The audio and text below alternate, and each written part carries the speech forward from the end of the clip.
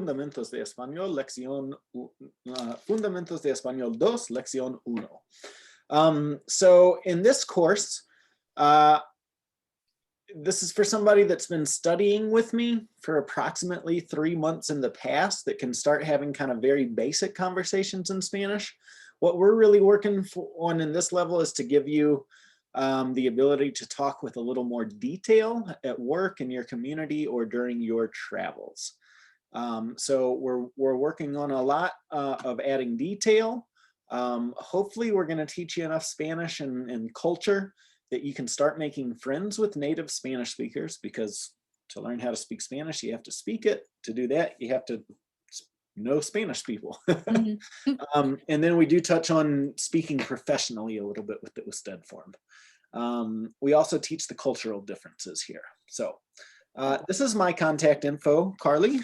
If you don't have it, you can take a screenshot or write it down real quick. So if for whatever reason you need to cancel class, reschedule, if you're going to be a little bit late, just let me know, send me a text or call me or an email, whatever. And then if you're on Facebook or LinkedIn, I always invite my students to connect with me. So you should be able to find me on Facebook by David Stevens, and then also typing in the language school. And then there's a link for LinkedIn. Okay. Okay, muy bien. Bueno, yo soy de Estados Unidos, pero también viví en España, Argentina, Chile y Ecuador. Y viajé a muchos países en el mundo hispanohablante. Conozco Cuba, la República Dominicana, México, Bolivia, Uruguay, Colombia. Estuve en varios países. ¿Y tú? ¿De dónde eres, Carly?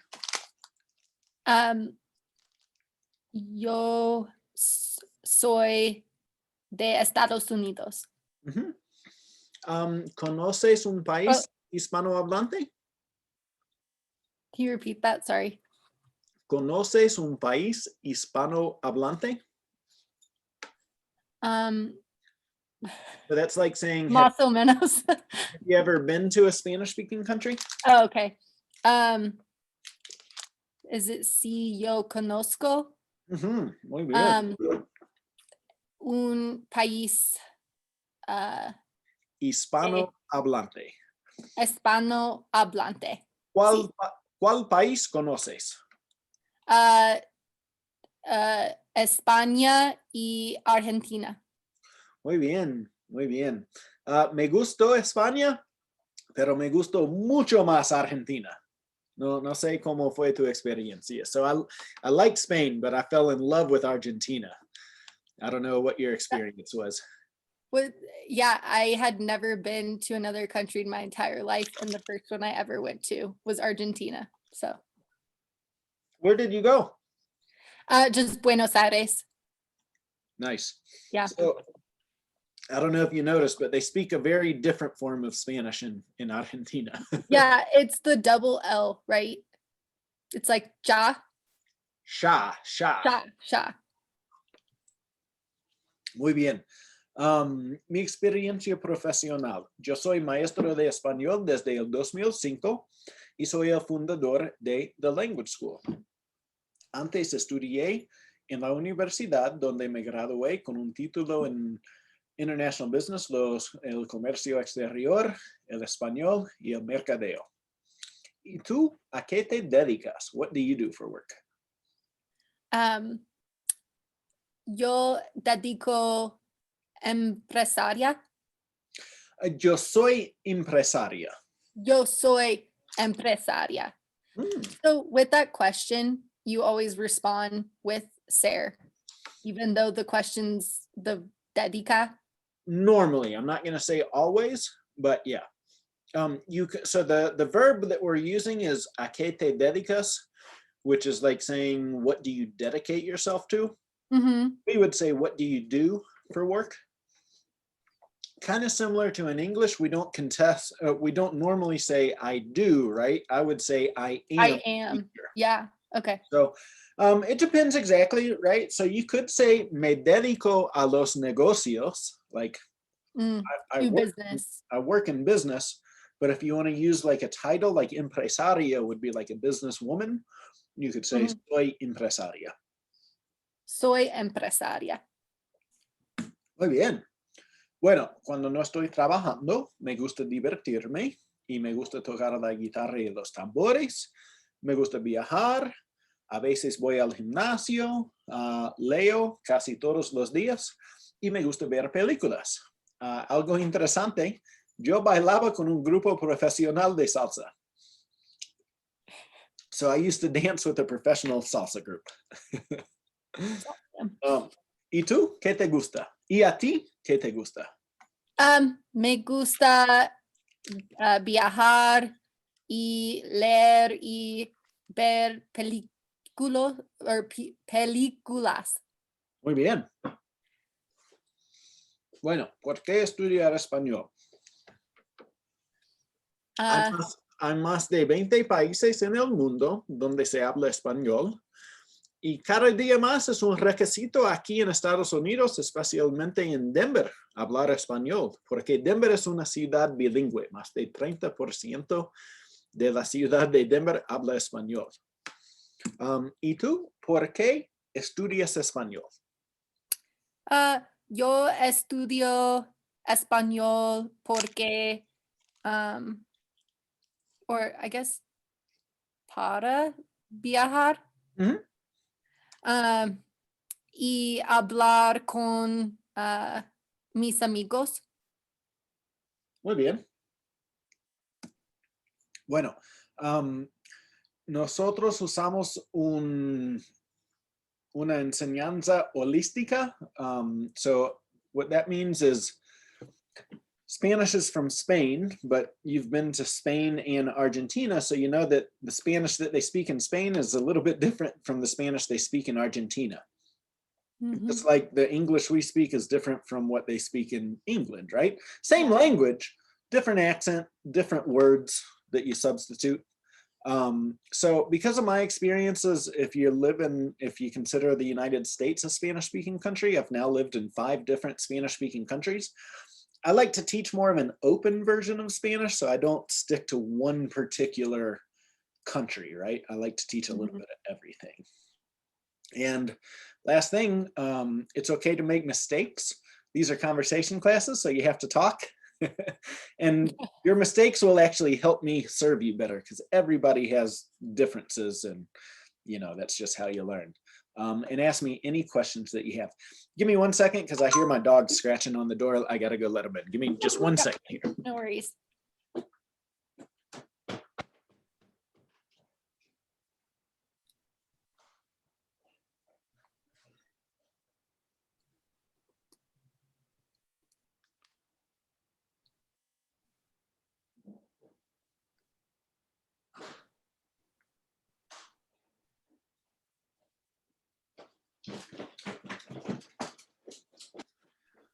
Ok, muy bien. Hoy vamos a repasar cómo presentarnos en español, los verbos regulares y el alfabeto. Vamos a aprender la forma de usted, el verbo estar, y vamos a usar el verbo estar para hablar de condiciones, emociones y posición. Bueno, what do these phrases mean? ¿Cómo se dice? How do you say? ¿Qué significa? What does this mean? ¿Puedo hacer una pregunta? Can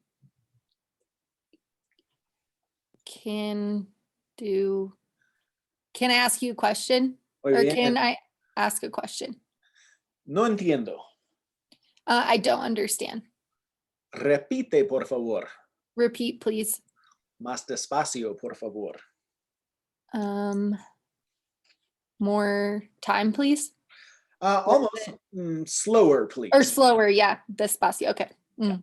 So these are phrases that are super important for the Spanish classroom, but they're also super important for just day-to-day life. Like if you go travel down to Mexico tomorrow, you're gonna need to know these phrases to get around. So the idea is like at this point, you speak a little bit of Spanish, but not 100%, but using these phrases, when you find yourself in those situations where you don't understand somebody, you should be able to ask a few of these questions or say a few of these statements to try to get to an understanding. And this is so important that from time to time, I'm going to throw you Spanish that I don't expect you to know because I want you to get in the habit of saying, no entiendo qué significa. Because this is kind of a psychological thing that happens, but like if you're at work tomorrow and your boss says something to you that you don't understand, because it happens to us in our first language, we typically have no hesitation to say, what? Can you? Yeah, but you're scared too in another language. But yeah, in your second language, psychologically, people don't want to come, like people think that if they say, I don't understand, somebody's going to think poorly of them, which is completely wrong. People will always try to help you understand. So I just want to try to develop that as a habit, because most students, most people would do one of two things. Blah, blah, blah. You know, somebody says something to you that you don't understand. Most people are either going to do one of two things, which is to nod your head yes, or nod your head no. But the truth is you have no idea what the person's saying to you. So that doesn't help. So we're going to do an activity. Okay, I'm really quickly going to turn this light on. It's like super dark. Go ahead, yeah.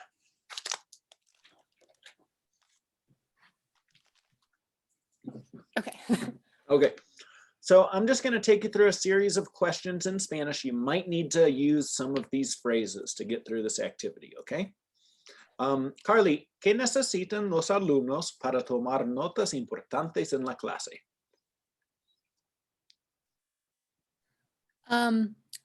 Los alumnos necesitan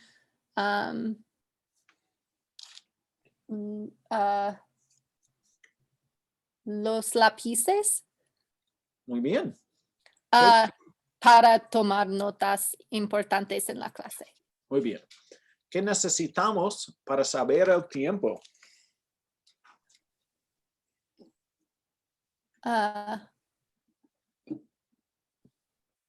¿Qué significa saber? Is it to take or like tell time? To, yeah, it's to know. Oh, it's to know. The time. It's to know. To know what time it is. Necesitamos, ¿cómo se dice clock? Un reloj. Un reloj para saber el tiempo. ¿Qué necesita el maestro para escribir y borrar durante una clase?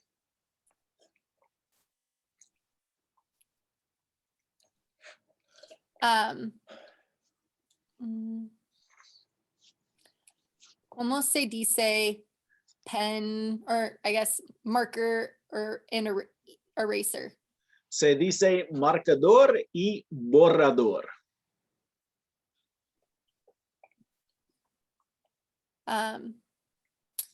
El maestro necesita el marcador y borrador para escribir y borrar durante una clase. Muy bien. ¿Qué necesitamos para sentarnos en la clase?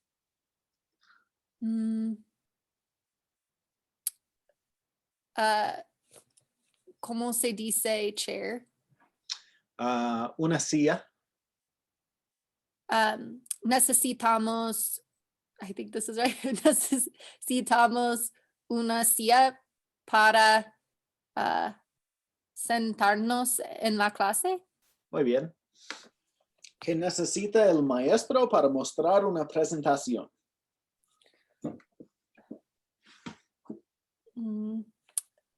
¿Qué significa mostrar? Mostrar significa to show. To show.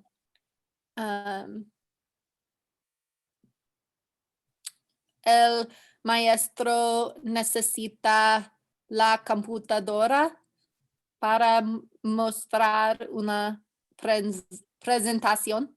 Muy bien. ¿Qué necesitamos para ver en un cuarto oscuro?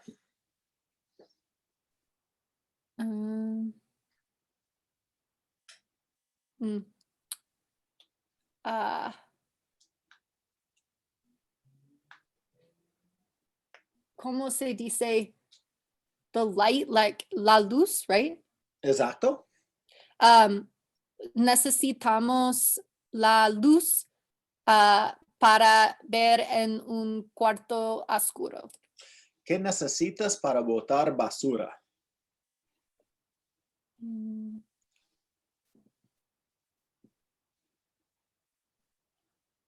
No entiendo. Muy bien. ¿Qué significa botar basura? To throw away trash. ¿Cómo se dice trash can? Se dice un bote de basura. Un bote de basura. Muy bien.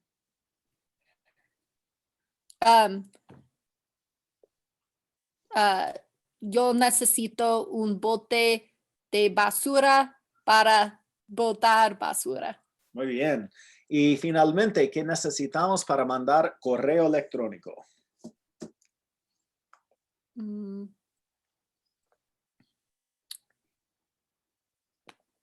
¿Qué significa mandar? Mandar significa to send. ¿Cómo se dice treadmill? Right? Is that what the question's asking? So no. So mandar. Because I'm thinking to send, run, I run electronic. Yeah, I know exactly why you're saying that, right? So correo does not mean run. I would guess that it somehow comes from the verb correr, to run, but correo means mail. So correo electrónico would be email. So Yeah, I'm that's right. guessing I forgot. that, initially, the old mail system of ancient Europe would consist of giving somebody a letter that would then literally run it across town. And so that's my assumption of why the word is correo. It's very similar to correr, but correo does indeed mean mail. Yep. So necesitamos la computadora para mandar correo electrónico. Muy bien. Okay, nice job. Excelente. Can you tell me the alphabet in español? A, B, C, D, E, F, G, H, I, J, K, L, M, N, N, O, P, Q, R, S, T, U, B, W, X, Y, Z. Muy bien. So they did make some changes officially to the alphabet in 2010. So what you said for the B is now ube. So for B is ube? So these changes I think they made because they wanted to make it easy. Was done by the Academia Real Española. So the Royal Spanish Academy, which is an institution in Spain directly linked to the monarchy there, to the king and queen and blah, blah, blah. But they're responsible for maintaining and I think also growing the Spanish language around the world. And so they just kind of came to a point where they realized, so the B and the V are phonetically pronounced the same in Spanish, like a B. To avoid a little bit of confusion, they changed it to ube, because I guess it kind of looks like a U, but then ube. And then so the W also has changed, so it's ube doble. Okay. And then the Y has also changed. So the Y is now ye. Most people are going to understand you if you say be or doble be or y. Most people are going to understand it. We're in this transitionary phase. So like if you went to school before 2010, you know the old alphabet. And if you went to school after 2010, you know the new alphabet. So, and then the alphabet does kind of change from one country to another a little bit. But yeah, that's the official alphabet as of September 28th, 2010. Awesome. Muy bien. Okay, where'd my mouse go? There we go. Oops. Muy bien. Entonces, let's review a little bit the verbs, but first the pronouns. Okay, so ¿cómo se dice yo? Or ¿qué significa yo?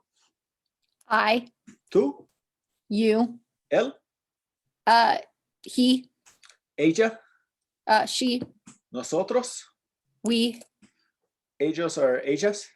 they. Muy bien. Okay, ustedes. You know ustedes? Yeah, formal you. Okay. So I'm just gonna tell you Or formal they. not necessarily the formal, but the plural version of you.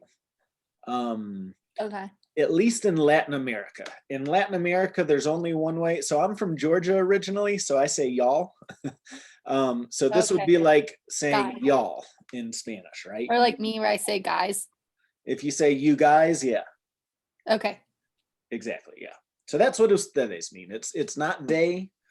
And in Latin America, there's no difference between formal or informal. In Spain, there is a difference, but we're going to touch on that in a second. So, muy bien. So you should know the conjugation for your AR verbs here. What would just be the ending in the yo form? Oh. Tú, Us. él or ella, Ah. nosotros, Amos. ellos, ellas, or ustedes. On. Maravilloso. Let's put it together with hablar. Hablo. Hablas. Habla. Hablamos. Hablan. Okay. Same thing with the ER verbs. And quick question. So I think you're saying this last time, or I guess I can ask. ¿Puedo hacer una pregunta? Sí. So what happened with vosotros, or when is that used? And because I know you said you weren't going over that. I never used it, but I was just curious, like. Only in Spain, and we're going to talk Okay. about that in. Okay. We are going to talk about that today. Okay, perfect. Muy bien. All right. Same thing with ER. O, es, e, hemos, en. Como, comes, come, comemos, comen. Muy bien. Same thing with the IR verbs. O, es, e, imos, Muy bien. en. Perfecto. Yeah. So you caught the difference there, but the only difference between ER and IR comes in Nosotros. nosotros. Muy bien. Vivir. Vivo, vives, vive, vivimos, viven. Muy bien. All right. So usted, this is something my students in the first level don't learn. I'm real big on kind of starting with practical stuff that you're going to use immediately, and then later the more complicated or the less used stuff. So usted is a formality in Spanish to be extra polite or show an added level of respect in the Spanish language. So you're typically going to use it if you're talking to a stranger or an authority figure. Perhaps if you're talking to an elder, or if you're meeting someone for the first time, like a friend of a friend, kind of depending on the exact circumstance. And then too, kind of culturally, some countries are a little bit more formal than others. So, you know, you kind of have to learn to navigate that situation a little bit too, but I think it's always, you're never going to go wrong by being extra polite. So it's always a good idea to kind of get in the habit of using the usted form. So, disculpe, señor, usted habla inglés. That's like saying, do you speak English, right? So we're not saying tú hablas inglés, we're saying usted habla inglés. But it's the same as tú hablas, except for it showing extra respect. Now, the usted is going to get categorized in the third person in Spanish. And I kind of think of it like, I don't know if you've ever watched like a movie that has to deal with royal families or a program on TV, but like when they address the king or when they address the queen, they don't address them directly, but they'll say like, would your highness like some tea? Or would your highness, you know, like you've heard that before. So I kind of equate it to that, like you're being so polite or so formal that you've actually directly removed yourself from the conversation by using the third person, right? Because we use the third person to talk about someone else that may or may not be there. So that's just kind of the way I think about this. Apparently we used to have this in English. So it's the word thou in English. Like you see this in the Bible, right? Like thou shalt not kill or whatever. So that's actually what that is. Thou is usted, but we don't use it in English anymore. So anyways, it will conjugate as if we were saying, does he speak Spanish? Él habla español. Do you speak Spanish? Usted habla español. Does that make sense? Yes. Cool. So with the AR verbs, it's an a or usted habla. ER verbs is going to be an a or usted come. And our IR verbs is also an a or usted vive. Muy bien. So this would be like an introductory conversation that you could have with someone in the usted form. So why don't you actually ask me these questions? ¿Cómo se llama usted? Me llamo David. And then, okay. ¿Cómo se deletrea su nombre? D-A-V-I-D. Mucho gusto. Igualmente. ¿De dónde es usted? Yo soy de los Estados Unidos. ¿Dónde vive? Vivo en Denver. ¿A qué se dedica? Yo soy profesor de español. ¿Qué le gusta hacer? Me gusta bailar. Dígame algo interesante de usted. Yo bailaba con un grupo profesional de salsa. ¿Cuál es su número de teléfono? Mi número es 720-257-8539. Estamos en contacto. Me parece bien. Hasta luego. Nos vemos. Okay, muy bien. Okay, now I want you to get in the habit of making your own questions in the usted form. So you have to make your own questions here. I've got suggested verbs on the left and the sentence fragments on the right. So just start with number 1. And only usted, right? Sí. So,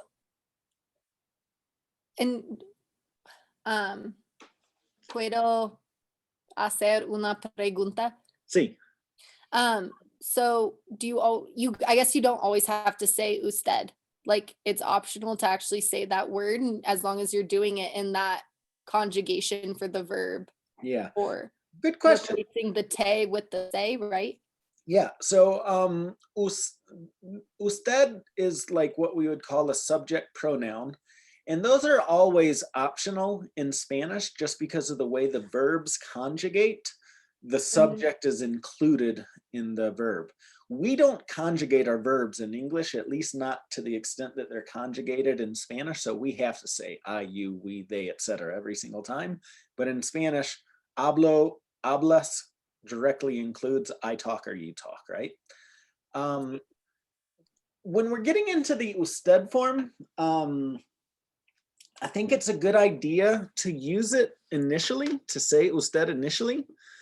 And there's a couple of reasons for that. Just in case you made a mistake and you end up saying the to form of the verb, at least the person heard you say usted, so they know that's like saying sir to a certain extent.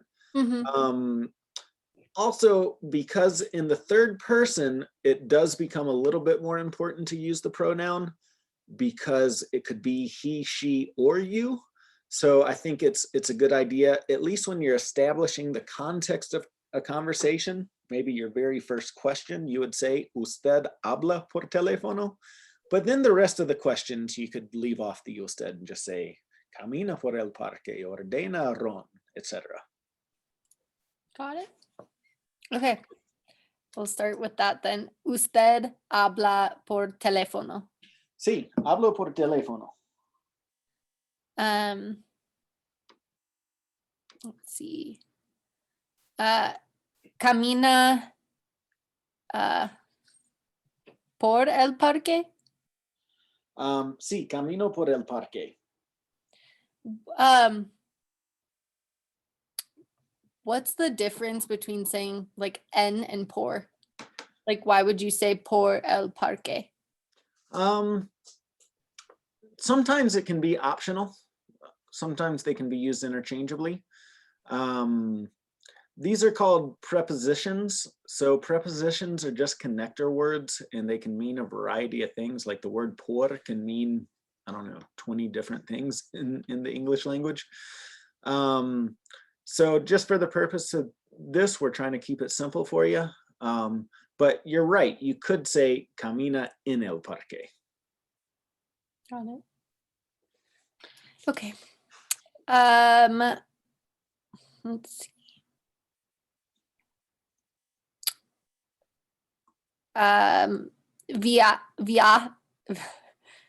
Viaja por las montañas. Sí, viajo por las montañas. Ordena la cerveza.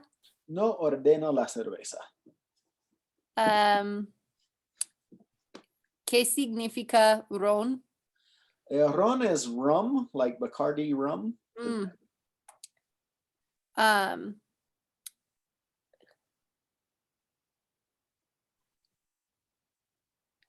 Can you use tomar in front of that or no? Yes. ¿Qué significa tomar? It can mean two things. It can mean to drink. It can also mean to take. Yeah, okay. Okay. Toma ron. No tomo ron.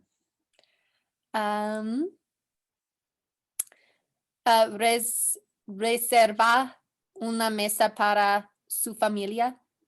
No reservo una mesa para mi familia. ¿Qué significa desear? Desear is to desire or to want.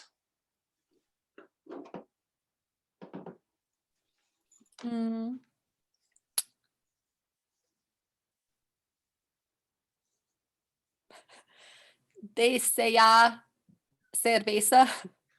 No deseo cerveza. But I think we're up to number 7 now. Yeah.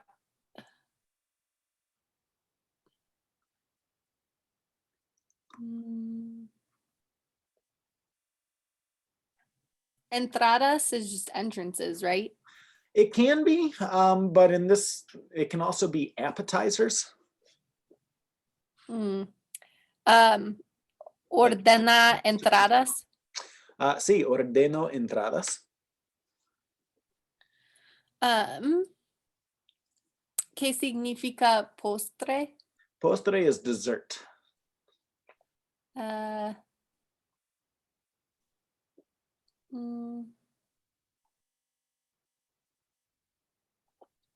Ordena postre.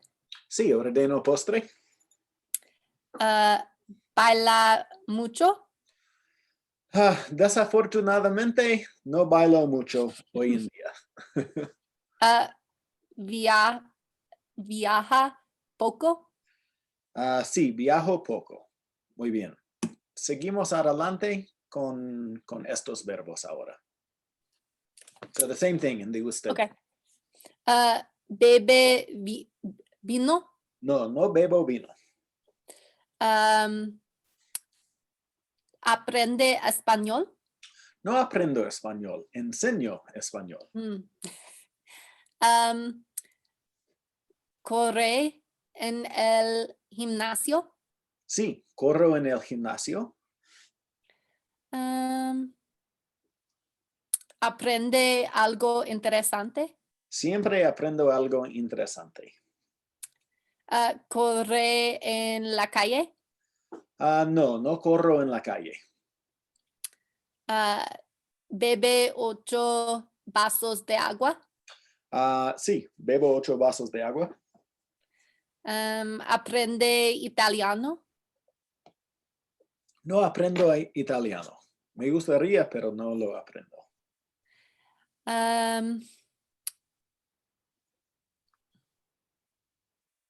Corre por la mañana. Sí, corro por la mañana. Come carne. Sí, como carne. Come dulces. Desafortunadamente, como dulces. Muy bien. Same thing now with our IR verbs. Vive en Denver. Sí, vivo en Denver. Escribe poesía. Sí, escribo poesía. Recibe correo electrónico. Sí, recibo mucho correo electrónico.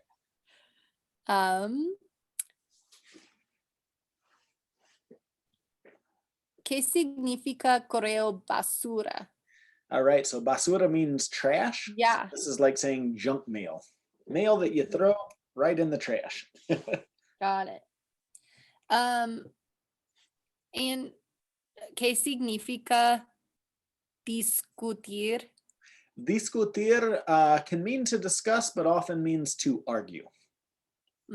Okay. ¿Recibe correo basura?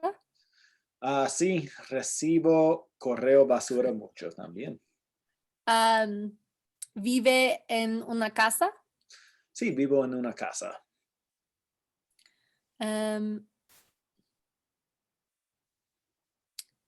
¿Discute de su trabajo? No discuto de mi trabajo. ¿Escribe una carta de amor? Sí, escribo, no. No escribo una carta de amor.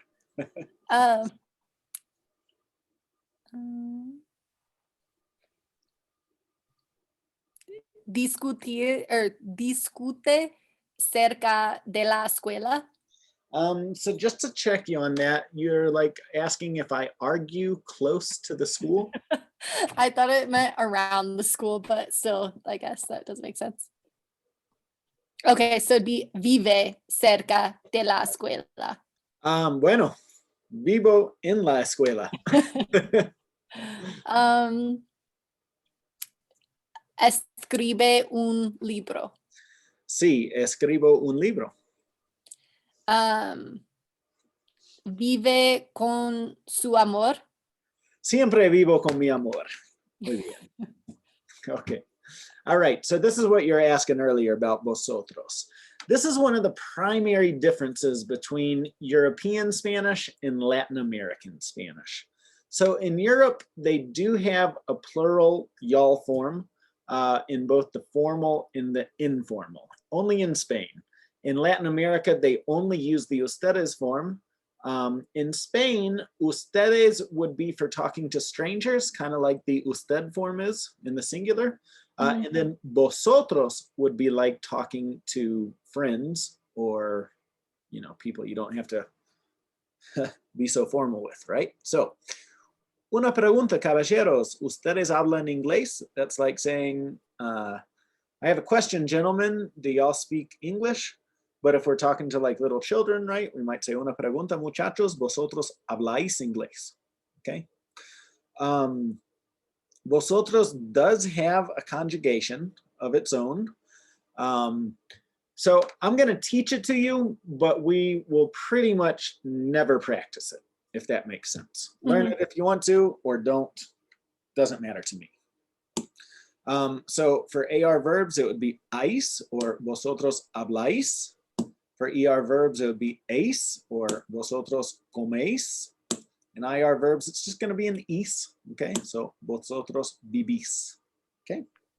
So, that's all I had to say about European Spanish, unless you have any other questions. Yeah, so, sorry, I'm with what you were saying in Latin America, you said only ustedes would be used? or Yep. both? Okay, Only so with- Latin America is just ustedes. Yeah. And Spain is usted, ustedes, and vosotros. Well, so in Latin America, you do have usted in the singular form. Okay. It's just the difference between European and Latin American Spanish is vosotros and ustedes. In Spain, you have both options. In Latin America, just ustedes. Okay. Okay. Got it. So the United States, for all intents and purposes, is considered part of Latin America. You know, there's actually more Spanish speakers in the United States than there are in Spain today. So kind of there's like 50 million people that speak Spanish in the United States now. So that's more people than the entire population of Spain. But because of the proximity to Latin America, most of these people are coming from Mexico, Central America, South America versus Spain. So most people, the reason why I say I teach you vosotros, learn it if you want to or don't, is because I would go so far as to say 999 people that you're going to talk to here in the United States are going to be speaking Latin American Spanish versus Spain Spanish, right? Okay, bien. Okay, vamos con el verbo estar. So estar is what's considered an irregular verb that does not fall into the same pattern that we just reviewed. It means to be in English. So if you want to say I am, you say yo estoy, and if you want to say you are, you say tú estás. Por ejemplo, Carly, ¿cómo estás? Estoy bien. Muy bien. Okay, vamos a practicar. So imagine you're the person on the left. ¿Cómo estás? Estoy contenta. ¿Cómo estás? Estoy triste. ¿Cómo estás? Estoy emocionada. ¿Cómo estás? Estoy aburrida. ¿Cómo estás? Estoy depresionada. Deprimida. Oh, deprimida. That's depressed though. Yeah. Okay. ¿Y cómo estás?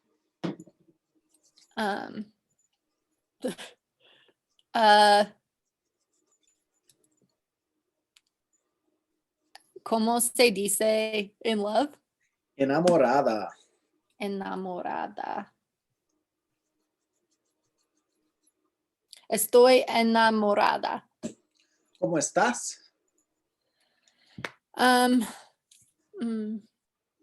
Estoy.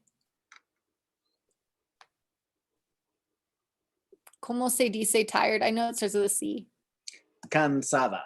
Cansada.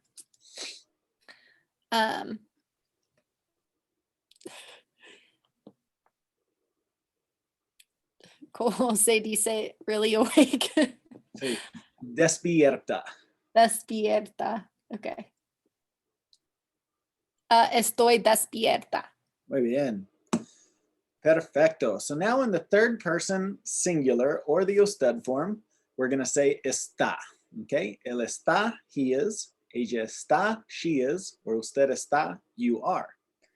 The good news is when we ask a question here, we're going to answer in the same form typically. ¿Cómo está Jaime? Está enamorado. Bien. ¿Cómo está George Lopez? George Lopez está contento or Sí. Yeah. O feliz. feliz. ¿Cómo está Lionel Messi? Lionel Messi está triste. ¿Cómo está Celia Cruz? Celia Cruz está emocionada. ¿Cómo está Homero? Homero está aburrido. ¿Cómo está Mark Anthony?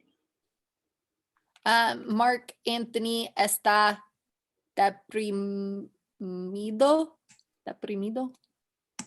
¿Cómo está Jennifer Lopez?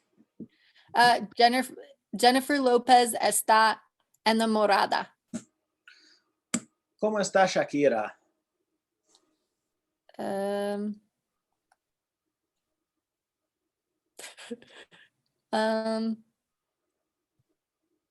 don't know what the emotion. So I don't know if you can see the word awake. Is that? I didn't. Oh, sorry, but my camera covers it. I should move this. Oh, there. Shakira está despierta. Muy bien. ¿Cómo está Barack Obama? Barack Obama está cansado. Ok, muy bien. Adelante vamos con nosotros estamos. We are. Carly, ¿cómo estamos en la clase de español hoy? Estamos emocionadas. Muy bien. Just so you know, I think I heard you say emocionadas with an AS on the end. Emocionados. I mean, sorry, I said it really fast. Because I'm a guy and you're a girl, we're gonna guy, yeah. we default masculine and mixed group. So that's why. Yeah. Carly, ¿cómo estamos a las 10 de la mañana? Estamos a las 10 de la mañana, or I guess, wait, let me start over. Estamos cansado, or I guess, never mind, I'm starting over again. Estamos despiertos a las 10 de la mañana. ¿Y cómo estamos a las 10 de la noche? Estamos cansados a las 10 de la noche. Nuestro compañero de clase viene con una botella de vino. ¿Cómo estamos?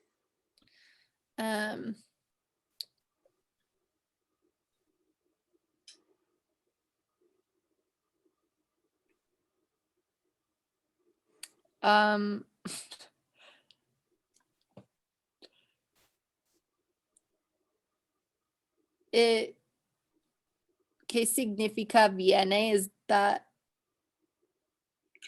to come? So our classmate comes to class with the bottle of wine. Yeah. How are we?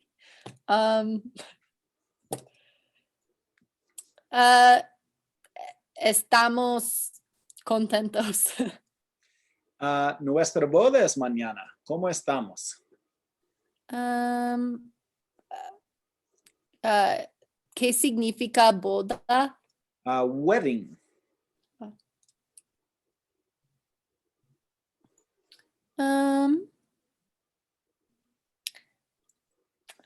Estamos emocionados.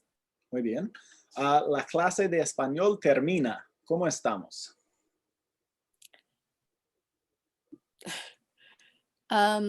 Estamos triste, or do you say tristes?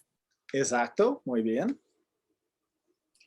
So yeah, for the most part, adjectives are almost always going to change singular to plural. Triste is one of those that does not change masculine or feminine. It always ends with an E. But it will change triste or tristes. Muy bien. By plural. Okay. Estamos esperando en el DMV por una hora. ¿Cómo estamos? Estamos aburridos. Vamos a Argentina la semana que viene. ¿Cómo estamos?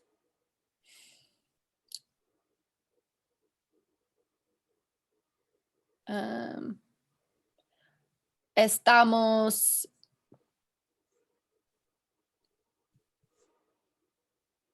contentos. Nuestro equipo favorito no gana ni un partido. ¿Cómo estamos? Estamos tristes. Muy bien. Okay, nice job. Okay, if you're in Spain, you could say vosotros estáis, but in the rest of the world, you would say ustedes están, to say y'all are. If you want to say they are, you'd say ellos están or ellas están. Por ejemplo, ¿cómo están tus colegas de trabajo? Están muy ocupados. Ocupados. Ocupados. Muy bien. ¿Cómo estás, Carly? Estoy emocionado. Emocionada. Muy bien. ¿Tienes hijos? Do you have children? No. No. So let me change this. Do you have brothers and sisters, siblings?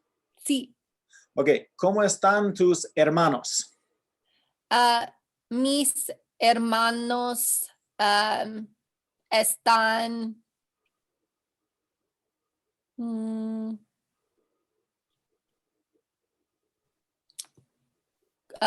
contentos. Mm-hmm. You told me last class you have a boyfriend, right? Sí. ¿Cómo está tu novio? Mi novio está enamorado. Muy bien.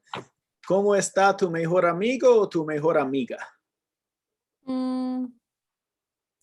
Mi mejor amiga está cansada. ¿Cómo están tus padres? Mis padres están cansados. Cansados. Cansados. Muy bien. ¿Cómo estamos nosotros?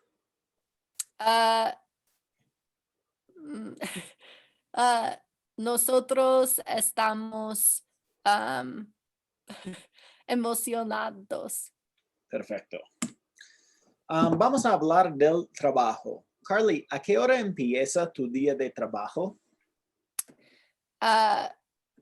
Yo empiezo mi día de trabajo a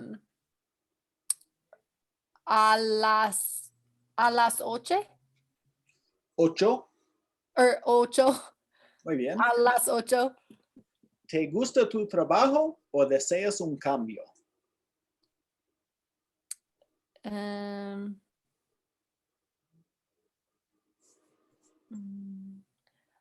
¿Qué significa deseas again? Do you want a change? Oh. Me gusta, deseo un cambio. So here you just say simply, deseo un cambio. Deseo un cambio. Oh, wow, ok, muy bien. ¿Puedes practicar el español en tu trabajo?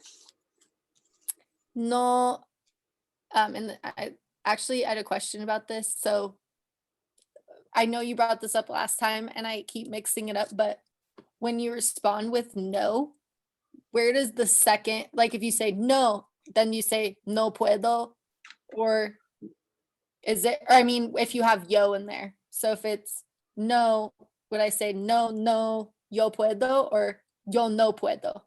Yo no puedo.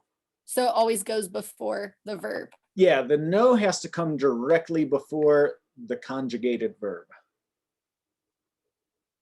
So it's kind of like saying, you know, in this situation, so you might get a question like this where you want to answer in the negative. It would be common to use two no's. The first one is giving kind of the simple answer because you could simply just say no, right? And that's it. But if you want to follow up with a complete sentence, then you'd say no trabajo, or no, yo no trabajo, right? Got it. And that second no is like saying I do not work. Okay. If that makes sense. No puedo practicar el español en mi trabajo. Muy bien. Carly, ¿te gustaría ser actriz o música famosa?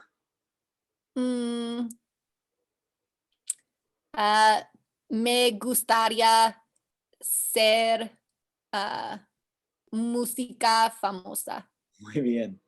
¿Trabajas en una oficina?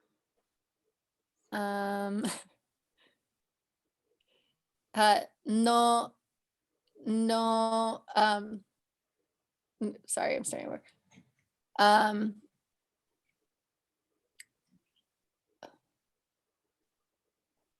No,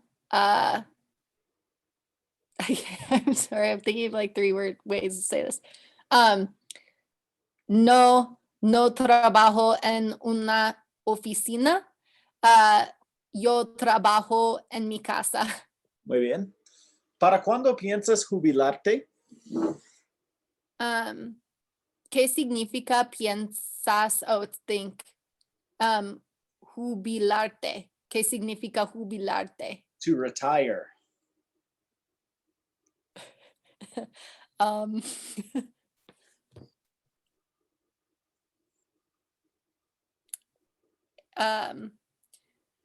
Yo pienso jubilarte.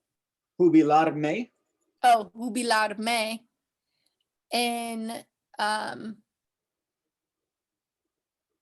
40 años. ¿Te llevas bien con tu patrón?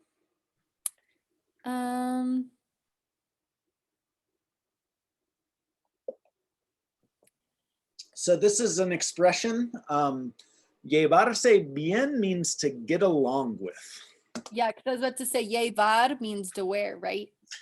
It can mean to wear, it can mean to carry. So it's kind of like saying, do you carry on well? They say that in England. We don't say it a whole lot here in the United States. We would normally say to get along with. So si would I say me llevo? Okay, si me llevo bien con mi patrón. Muy bien. Descríbelo.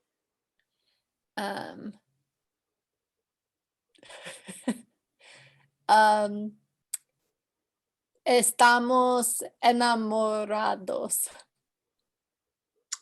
¿Tu patrón es tu novio? Your boss is your boyfriend? Oh, I was thinking it was partner. I'm sorry. No, I was thinking it was partner. Patron is patron is boss. Got it. Well, that's a good way to learn.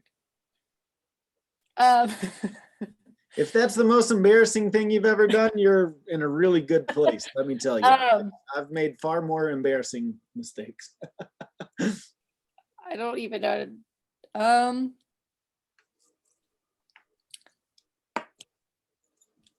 ¿Cómo se dice, like, we work well together or something? Trabajamos bien juntos. Trabajamos bien juntos. Muy bien. Okay. Carly, ¿cuál fue tu primer trabajo?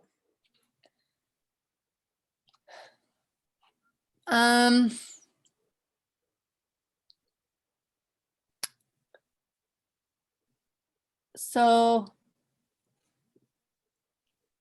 what is the past tense for myself, like as an I, for going from fue? Isn't that the past tense? Yes, but you would answer it's the third person. So I'm saying, what was your first job? So you would say it was whatever. Fue. So fue. Fue.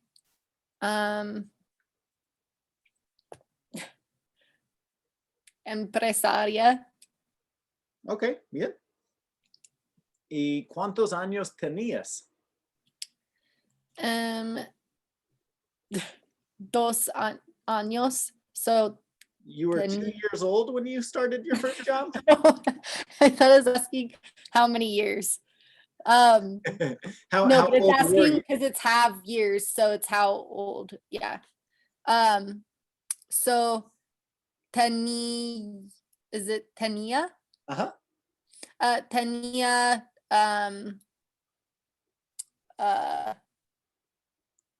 22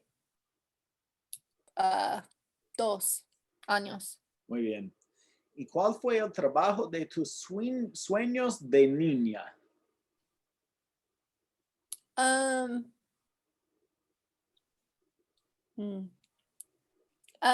¿Cómo se dice doctor? Uh-huh. Doctora. Doctora. Yeah, so you could say fue ser doctora. Fue ser doctora. Wow, you took a change. Well, yeah. Muy bien. ¿Qué opinas de las relaciones románticas en el trabajo? um,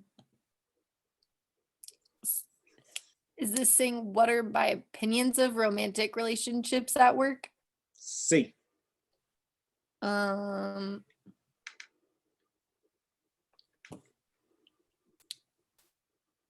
um,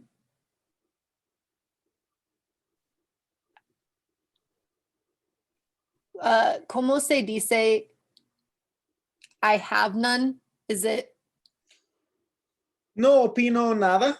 no opino nada? Muy bien. Good. All right, a little new vocab to wrap things up here. So el plato está limpio, el plato está sucio, clean and dirty. La bebida está caliente, la bebida está fría, hot and cold. La calle está mojada, la calle está seca, so wet and dry. La botella está llena, la botella está vacía, full and empty. El gato está cómodo, el gato está incómodo.